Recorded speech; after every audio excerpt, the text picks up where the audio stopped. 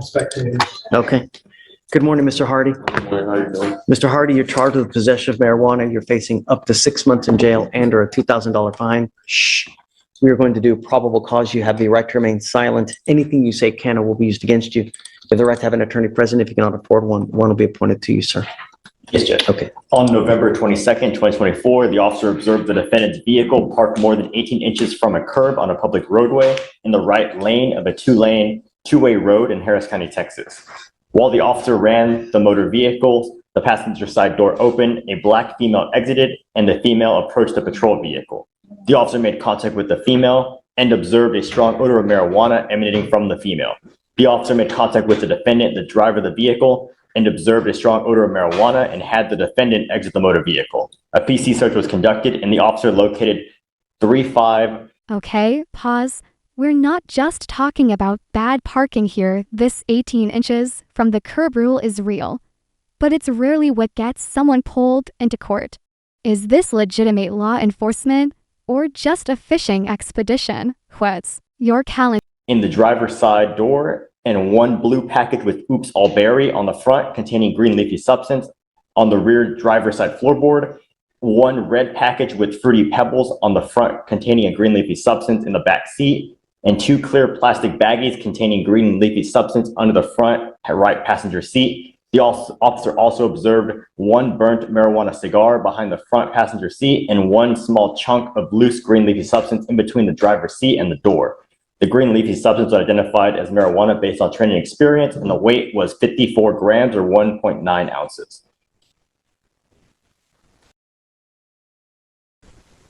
He was doing what that was wrong?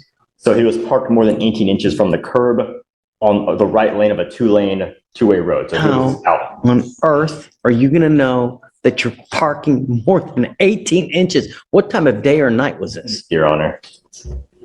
Is it parking while black now?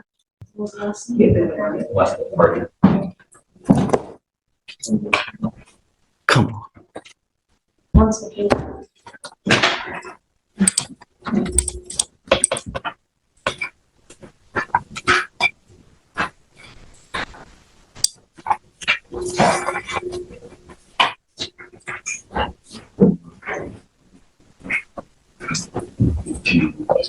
Yeah. Your Honor, there's no time listed. It just says the officer was on patrol around the 3518 block of Arbor Glen Drive when he observed the vehicle parked more than 18 inches from the curb. And so he goes up to the car because of that? No, Your Honor, a female passenger side exited the passenger side and approached their vehicle, and he observed a marijuana from the because he comes up to them.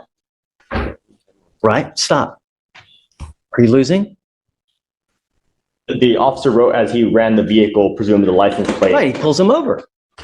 They were already parked on the side of the road 18 inches from the curb, and he came, I guess, parked behind, and he was running the vehicle, and then the passenger side door opened, a black female exited and approached his vehicle, the patrol vehicle, and he observed an odor of marijuana on the female, and then he made contact with the driver, where he observed marijuana odor in the vehicle.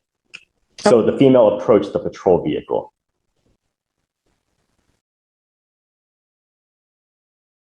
Show me in the penal code that code. What is the penal code for that? Regarding the 18 inches from the curb, sir, is that the issue of what we're talking about? Yeah, because they come to him because he comes to them. Right, they're just parked. He comes to them.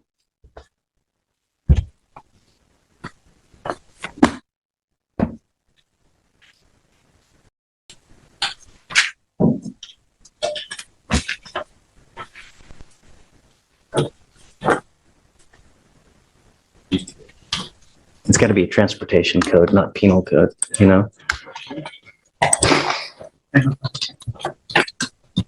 And Your Honor, regarding the timeline of events, it does appear that when they were parked that distance. So now we've got the timeline twist. The passenger approached the officer first. That changes the whole vibe. This isn't your typical officer rules that moment. They were basically inviting him into their situation. Was that smart or a total missed opinion? Way, which could be arguably further. I don't know what it looked like at that time, but the female passenger is the one who exited first, and that was before officers ever made contact with them. So I don't know if you were thinking that the officers approached them first, but I just wanted to clarify that she approached first. What time of day or night was this? Trying to see that, you're on a second.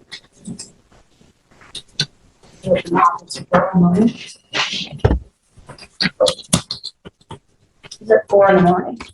And Your Honor, I 4 in the found, morning. 4:30 a.m. And he can delineate at 4 in the morning that parking 18 inches from a curb. and I found the regulation, the statute in the transportation code where it says you have to park within 18 inches. At 4 in the morning, you can tell. Your Honor, the officer was, Yes, I don't think so. All right, I'm gonna find no probable cause. yes, All Judge. Guys, be careful, right? You know, they're always out there facing up to 6 months in jail and or a $2,000 fine. We are going to do probable cause. You have the right to remain silent. Anything you say can and will be used against you. You have the right to have an attorney present. If you cannot afford one, one will be appointed to you, sir. On December 2nd, 2024, officers were dispatched to a minor accident on Sam Houston Parkway. Upon arrival, the officer met with both parties of the accident as well as a witness. The witness advised that there were minor disturbances on scene in which a knife was brandished by the defendant who was parked across the street from the accident. The officer identified the defendant and discovered he had a mandatory suspension on his driver's license for a second DWI. And the defendant advised that he had still been driving for work. He had personal business despite having personal knowledge of the suspension. The defendant stated he was driving from San Antonio and was only waiting for his coworker who was involved in the accident. Does he have an open DWI right now? Does not appear so, Your Honor. It appears that the last DWI he had was in 2019 out of Bexar County. Bear. Bear County, yes, Your Honor. Okay, Mr. Patlan, I want you to understand one thing. I'm going to find that there's, so wait a second. Someone saw him driving or did the officer see him driving? Because I didn't, He admitted that he had been driving for work. And he admitted to having personal knowledge of suspension as well. did anyone see him driving? No, Your Honor, there's only the Do we state. know even when he was driving? There was an accident, so that's what dispatch involved, and then Okay, so, okay, so, there was an accident, and then officers arrived, and then they made contact with the defendant. got it. So all this was in response to an accident that he was allegedly involved in. Yes, Got it. All right. So I am going to find probable cause, Mr. Patlan. And no, don't. You have the right to remain silent, exercise. I've got about a bunch of DAs here. Anything you say, they're going to use it against you. But let me make something abundantly clear to you. I'm going to have you sign with me today an affidavit. This is a promise that you're making to me that you're not going to drive. I don't care what is going on in your life. When we mean no driving, we mean no driving. I don't care if there's a burning building and you have to save 50 kids. Do not drive. If you do, I can have a contempt. Wow, that's one of the strictest no driving warnings I've ever heard. Even saving 50 kids from a burning building isn't an excuse. Harsh or fair? Drop your verdict in the comments. Hearing, facing up to 6 months in jail and a $500 fine every time you drive. Do you understand? I don't care what your excuse is. You cannot justify at all any reason. If you want to drive, go get a license, get liability insurance, and then we can talk. But until that point, I will even do this. This is the number to the DPS driver's license division. If you call them, they can tell you exactly what you need to do to get your license back. Classes now, sir. There may be, an SR 22, you may have to do all these other things. What you need to do is call them and they can advise you, but don't drive. Do you understand? and Your Honor, I do have to make a correction. After reading the full DIMS, the defendant was parked across from the accident. It was his coworker that was involved in the accident.